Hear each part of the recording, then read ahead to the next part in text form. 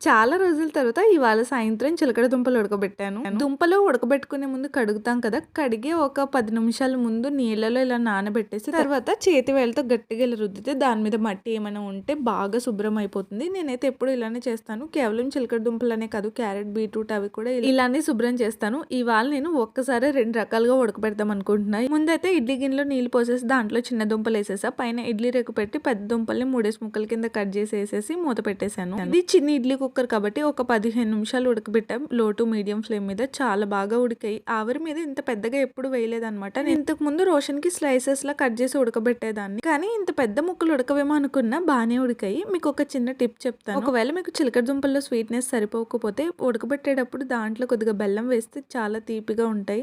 ఒకవేళ మీరు ఆవిరికి ఉడకబెట్టినా సరే దాని మీద బెల్లం పొడిని చిమ్మితే తీయదనం వస్తుంది. ఇవాళ నేను 2 రకాలుగా ఉడకబెట్టాను కదా, ఆవిరికి వేసిందే టేస్ట్ బాగుంది నీళ్ళల్లో ఉడికిన దానికంటే. రోషన్ చిలకడ దుంప చాలా ఇష్టంగా తినేవాడు. ఇప్పుడైతే పక్కకేస్తున్నాడు. లేస్ ప్యాకెట్ల కోసం గొడవ అనమాట. చిన్నప్పుడు నేను పెట్టింది ఆడ తినేవాడు. ఇప్పుడు వాడు అడిగిందే నేను పెట్టాల్సి వస్తుంది. అలా కాదు కూడదు అంటే ఇదిగోండి ఇలానే ఫిర్యాదులు. అయినా నేను అనుకున్నదే పెడతానులేండి. సరే మళ్ళీ కలుద్దామే. Bye, stay tune.